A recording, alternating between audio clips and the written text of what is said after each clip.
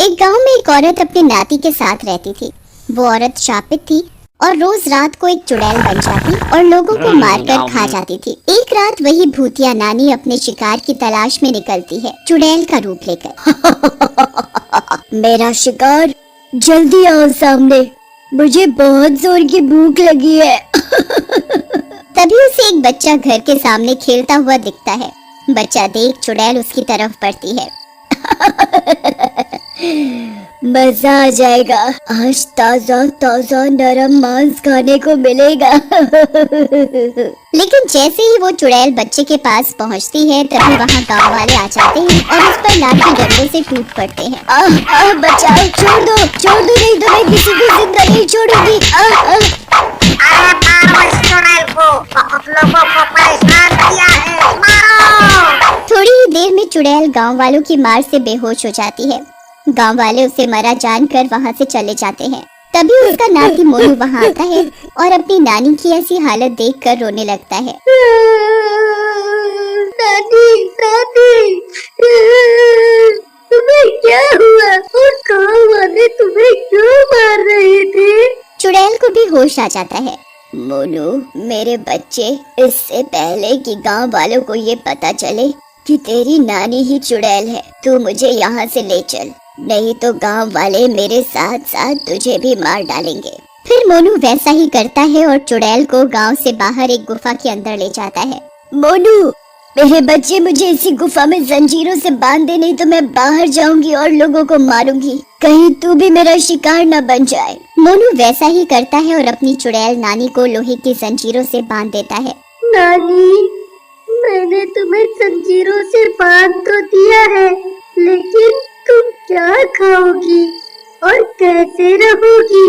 मेरे बच्चे, मैं एक शापित चुड़ैल हूँ, इसीलिए तू मुझे रोज एक आटे की रोटी में ये शिव का भभूत मिलाकर खिला देना, उससे मेरे अंदर घुसी हुई चुड़ैल भी शांत रहेगी। ठीक है नानी, लेकिन एक बात तो बताओ, तुम्हारा ये हाल कैसे हुआ? बेटा, अभी तू बहुत छोटा है, जब तू बड़ा हो जाएगा तो मैं अपने आप सारी बात बता दूंगी। अब से तू बस मुझे सिर्फ खाना देने आना ताकि मैं जिंदा रह सकूं। उसके बाद मोनू वहाँ से चला जाता है और रोज अपनी नानी के कहे अनुसार एक आटे की रोटी ले आता। धीरे धीरे समय बीतने लगता है और मोनू बड़ा हो जाता है। एक दिन मोनू अपनी नानी के लिए भभूत मिली रोटी ले जा रहा होता है। तभी गाँव वालों को उस पर शक होता है और वो उसका पीछा करते हैं।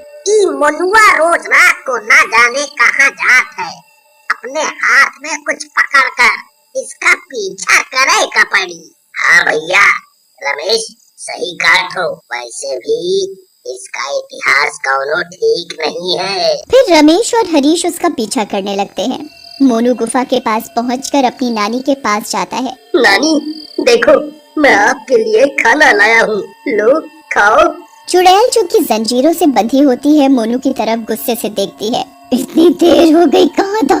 तुझे नहीं पता कि मुझे भूख लगी होगी? जल्दी दे, नहीं तो आज तुझे खा जाऊंगी। फिर मोनू वो रोटी नानी को खाने के लिए दे देता है। रोटी को खाकर चुड़ैल का गुस्सा और भूख दोनों शांत हो जाते हैं। उधर गुफा के बाहर खड़े गांव वाले उनकी सारी बातें सुन और देख रहे होते हैं। अरे रमेश, ये तो वही चुड़ैल है जिसको हम सभी ने मिलकर मारा था। लगता है कि मरी नहीं थी रे। अनिक, धीरे बोलो हरीश भैया, नहीं तो ये चुड़ैल यहीं पर हम दोनों की पीपनी बजा देगी। नानी, अब तो इतना समय हो गया और मैं बड़ा भी हो गया, अब तो बताओ ये तुम्हारे साथ किसने किया और तुम ऐसे कैसे बन गई? सही कह रहा है मोनू, अब मैं तुझे सारी बात बताऊंगी और उसी के साथ आज का दिन मेरा आखिरी होगा, क्योंकि मैं तेरे बड़े होने का ही इंतजार कर रही थी। उसके बाद नानी अपने चुड़ैल बनने की कहानी मोनू को सुनाने लगती हैं। बेटा, मेरी ये हालत मेरे लालच ने की है। एक बार जंगल से आ रही थी, तभी मुझे कुएं के पास सोने का सिक्का पड़ा मिला और मैंने वो उठा लिया। लालच में मैं अगले दिन भी वहाँ गई, मुझे वहाँ फिर से एक सिक्का मिला। मैं रोज वहाँ उसी जगह पर सोने के सिक्के उठाने लगी, लेकिन मैंने कभी नहीं सोचा कि मुझे उसी जगह पर सिक्के क्यों मिल रहे हैं। फिर क्या हुआ नानी, वो सिक्के कहाँ से आ रहे थे? बेटा, वो सिक्के एक चुड़ैल और उसके शैतान पति के थे। जो उस जगह पर रहती थी, वो मुझे लालच में डालकर मेरे शरीर पर कब्जा करना चाहती थी ताकि वो लोगों को आसानी से मार कर खा सके, और वो उसमें कामयाब भी हो गई। लेकिन वो रात में मेरे शरीर पर कब्जा करती और तेरे नाना जी मुझे बांध देते थे उस वक्त। फिर क्या हुआ नानी? बेटा, फिर तेरे नाना ने एक तांत्रिक को मुझे दिखाया, लेकिन तांत्रिक भी मेरे लिए कुछ नहीं कर पाया। थक हार कर उसने अपने जादू से चुड़ैल के असर को कम करने के लिए रोटी में भभूत मिलाकर मुझे खिलाने को कहा। जब वो चुड़ैल मुझ पर हावी होती है तो वो रोटी मुझे खिलानी होती है। नानी, मैं इस चुड़ैल और शैतान के चक्कर से तुम्हें आजाद कराऊंगा, तुम चिंता ना करो, अब मैं बड़ा हो गया हूँ। नहीं मोनू नहीं, मैं अब जीना नहीं चाहती मेरे बेटे, मैं बहुत बूढ़ी हो गई हूँ। अगर ये चुड़ैल मेरे शरीर से आजाद हो गई तो किसी बेकसूर को फिर से अपना शिकार बनाएगी। तू एक काम कर, मुझे जला दे, मेरे साथ ये दुष्ट भी जल जाएगी। नहीं नानी, मैं ऐसा नहीं कर सकता, भला मैं अपने हाथों से तुम्हें कैसे जला सकता हूँ? मोनू नहीं मानता और देखते ही देखते नानी पर फिर से उस चुड़ैल का साया आने लगता है। डरावनी आवाजें आने लगती है। आह आह, मोनू बेटा मान जा, मुझ पर फिर से चुड़ैल हावी हो रही है बेटा, सबकी भलाई के लिए भाग जा तू और मुझे जला दे। जा बेटा जा, जल्दी कर। इतने में नानी चुड़ैल बन जाती है और गुस्से में गुर्राने लगती है। मोनू जल्दी से बाहर जाता है और रोते हुए मशाल से गुफा में आग लगा देता है, लेकिन जैसे ही वो बाहर निकलता है उसे रमेश और हरीश मिल जाते हैं।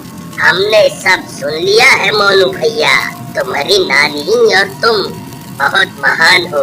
नानी ने दूसरों की जान बचाने के लिए अपनी जान दे दी, तुम चिंता ना करो, अब हम तुम्हारे साथ हैं। लेकिन वो चुड़ैल तो खत्म हो गई, पर अभी वो शैतान तो जिंदा है और अपनी चुड़ैल को जरूर ढूंढेगा, और हम भी नानी की मौत का बदला जरूर लेंगे उस दुष्ट शैतान से। फिर वो तीनों गांव चले जाते हैं और एक योजना बनाते हैं।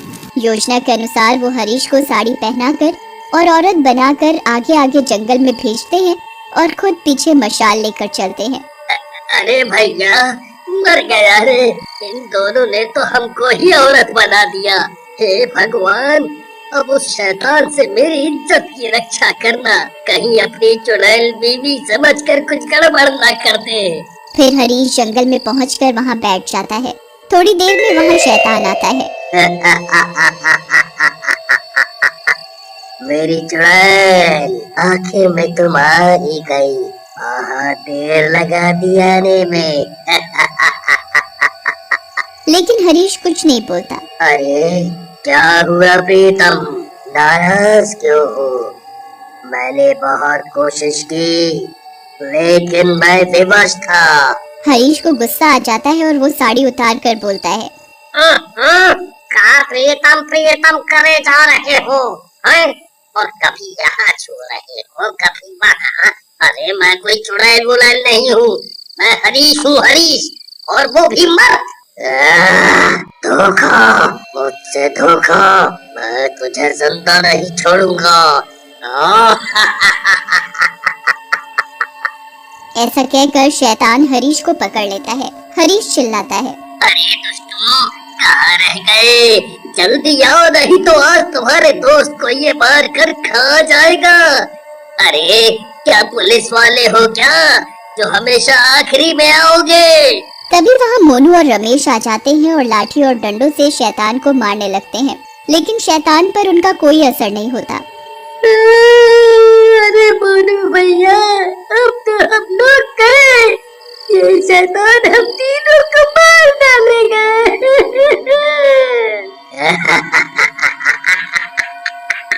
लाठी और डंडों से शैतान को मारने आए थे, अब तुम तीनों यहीं मरोगे। लेकिन तब तक वहाँ गांव वाले आ जाते हैं। उनके साथ गांव के पुजारी जी भी होते हैं। फिर सरपंच जी बोलते हैं, हमरे होते हुए तू हमरे बच्चों को मारेगा, तेरा तो हम सर ही फोड़ देंगे शैतान। वाह वाह सरपंच जी, वाह, आपने तो आकर हम तीनों की जान बचा ली। लेकिन आपको कैसे पता कि हम यहाँ हैं? अरे मैं तुम्हारी तलाश में थोड़ी न था, मैं तो उस सुंदर औरत की तलाश में यहाँ आया था जो गांव में से इसी तरफ आई थी, और वो तो मिली नहीं। तुम तीन मनहूस मिल गए। तभी शैतान हरीश का गला दबाने लगता है। बहुत हुआ मजाक, अब तुम सब गांव वाले मरोगे। पहले इस हरीश को मारूंगा। लेकिन तभी पुजारी जी उस पर शिव जी का चरणामृत फेंकते हैं और शैतान जलने लगता है।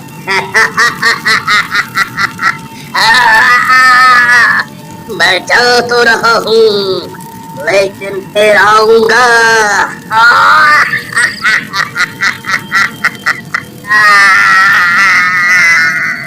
थोड़ी ही देर में शैतान जल जाता है और फिर मोनू उसके सारे सोने के सिक्के गांव वालों में बांट देता है।